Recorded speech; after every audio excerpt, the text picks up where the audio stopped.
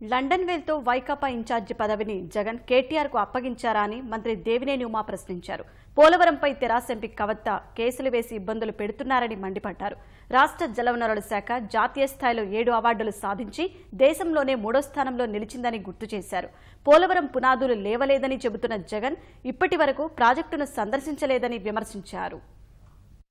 YCP TRS జోడీ మీ return గిఫ్ట్లు కాదు, మీకు కంబైన్డ్ గిఫ్ట్ ఇవ్వడానికి తెలుగు ప్రజలు సిద్ధంగా ఉన్నారు. ఏమి పవిత్ర బంధం మీది.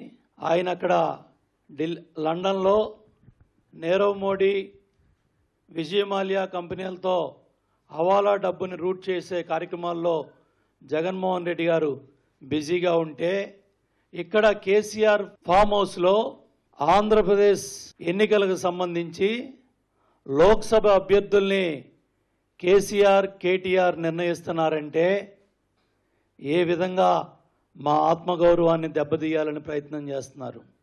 మీ అవినీతి డబ్బునే హవాలా మార్గాల్లో ఇవాళ రాష్ట్రానికి తరలియటానికే జగన్మోహన్ రెడ్డి గారు చేస్తూ ఉన్న కుట్ర కుతంత్రాలు రాష్ట్ర ప్రజలకు తెలియాలి.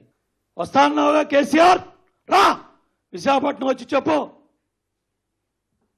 లేకపోతే 1వ తారీఖున ముగ్గురు కలిసే విశాఖపట్నం బహిరంగ సభలో మీ రాజకీయాలన్నీ కూడా బయట పెట్టండి.